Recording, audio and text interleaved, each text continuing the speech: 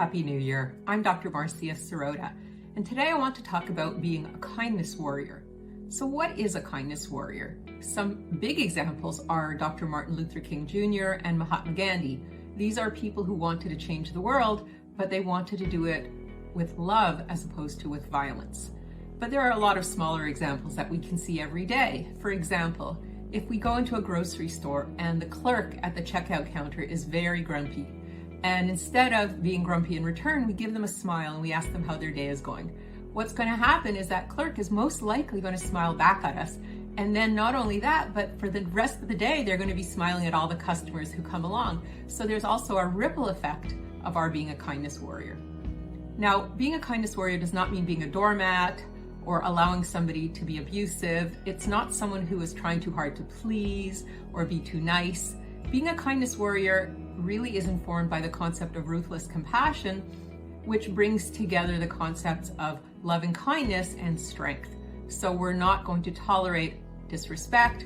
We're not going to put up with any kind of inappropriate or unacceptable behavior.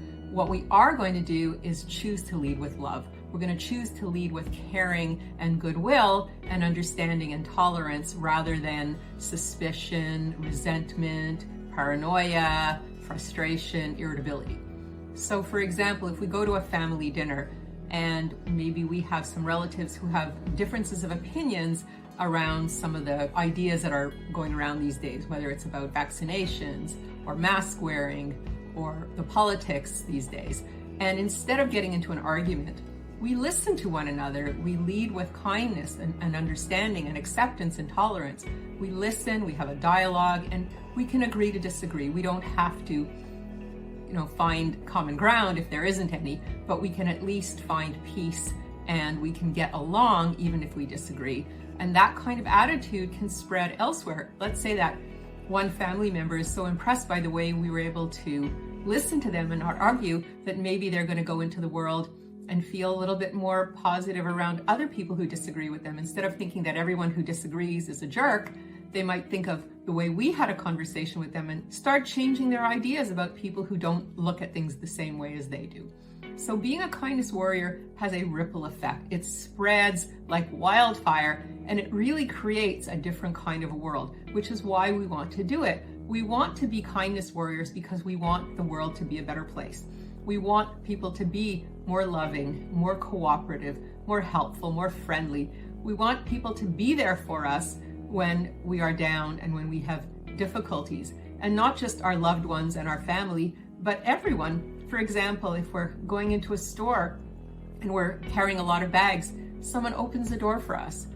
Or if we fall down on the escalator at the subway station, maybe somebody helps us up. Or if we are, having any kind of difficulty out in the world, a stranger will come to assistance because they are kindness warriors. They're not looking at us with suspicion or distrust, but they're looking at us as another human being who deserves kindness and caring. Being a kindness warrior is being kind and choosing to be kind even when life can be unkind. So even when we're having a hard day, we don't take out our bad mood on other people because it's not their fault that we're having a hard day.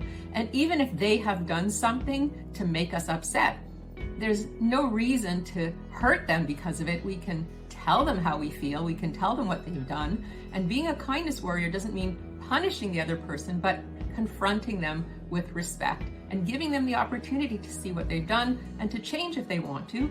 And if they're not willing to see what they've done and they're not willing to change, being a kindness warrior says, okay, well, I'm going to walk away then because you cannot see what you've done and you cannot acknowledge your behavior, so I don't need to associate with you anymore.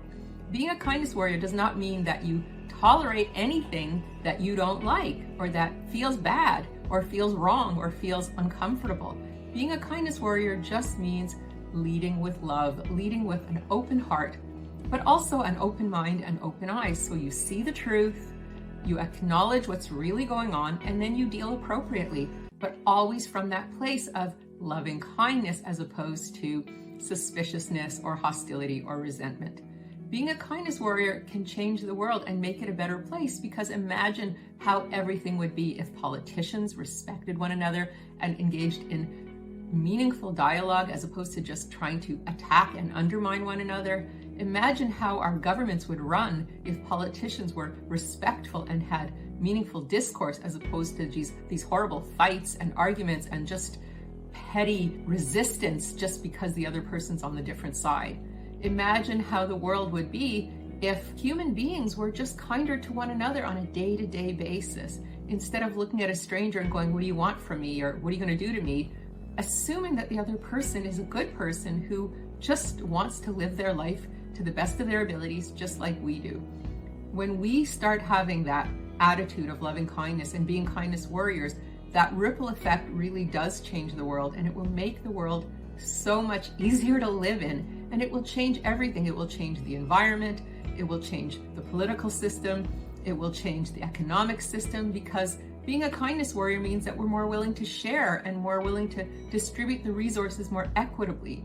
Being a kindness warrior means that there's less racism and intolerance toward others because we love and accept one another with all our differences.